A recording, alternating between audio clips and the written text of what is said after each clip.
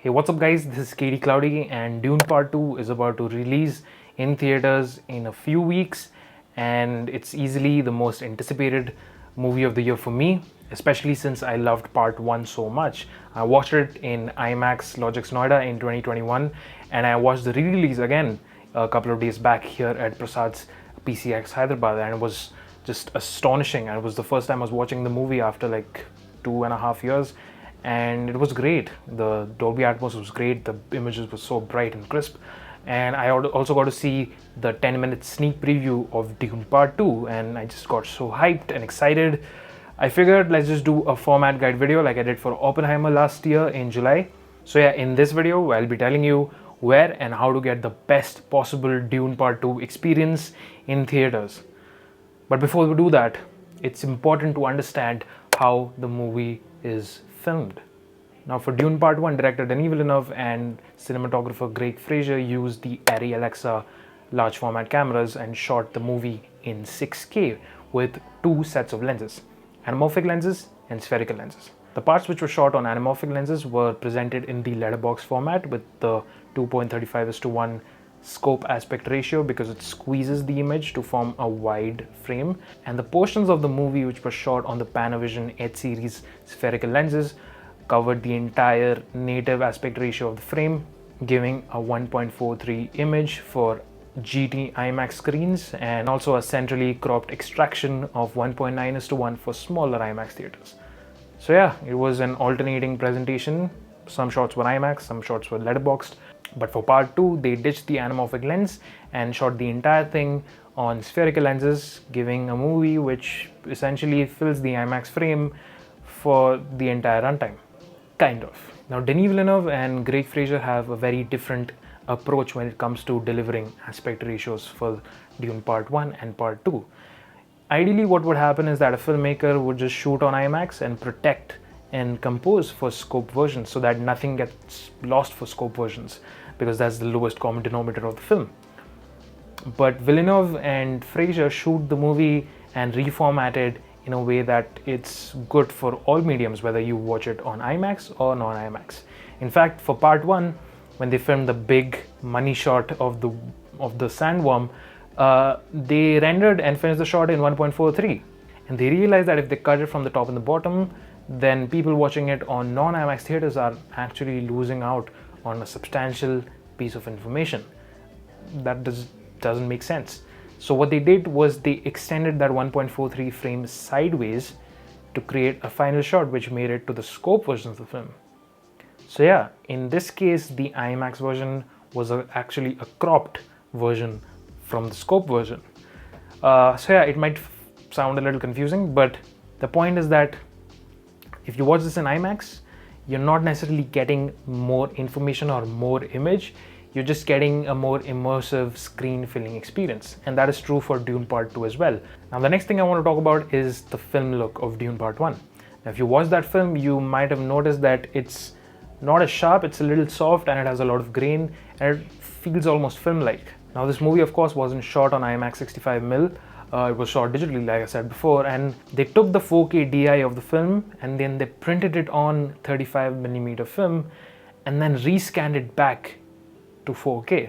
What this did was achieve a very natural film-like look for the film, and if you watch Dune Part 2, you'll understand that it has a very natural grain pattern, and it's not very clinically sharp as most digital movies are.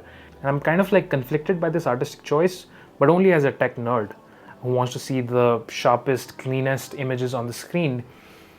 But as an audience, I do think that this film-like look is very important to building the world of Dune, which was novelized by Frank Herbert in his 1965 novel, and it very well adds onto the medieval and sci-fi characteristic of this movie. Alright, so we have learned how this movie was shot. Now let's get into the meat of it.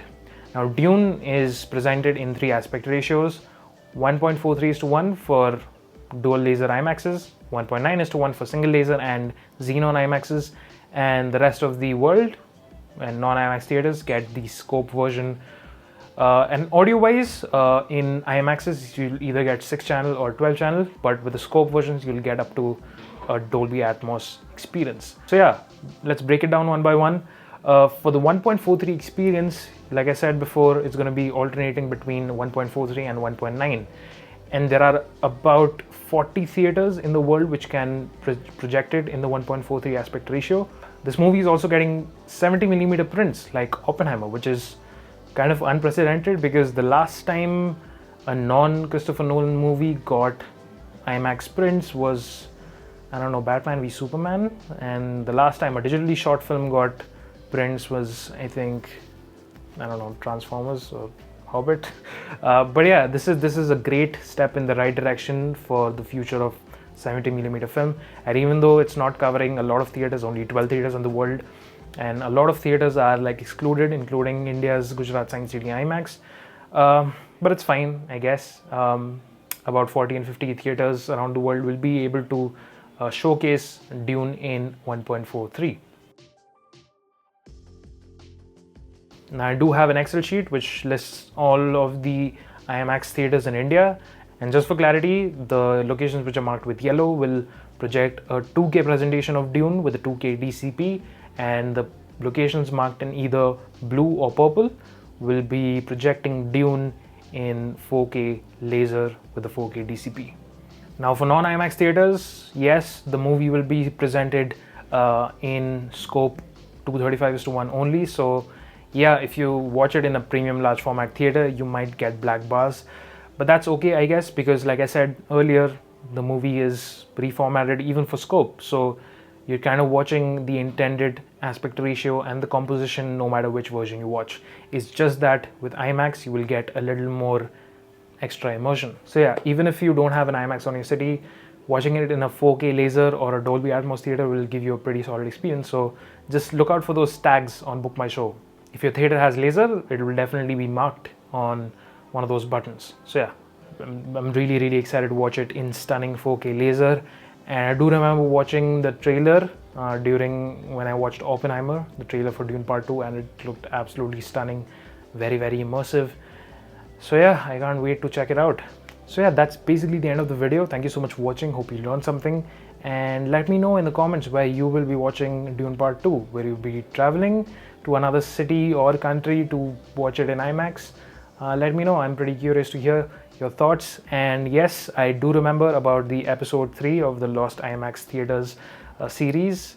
That's still in production. It should be ready in a few weeks. Updates will soon follow on Twitter and Instagram, so follow me over there. Thank you so much for watching, and I'll catch you guys in the next one. Cheers.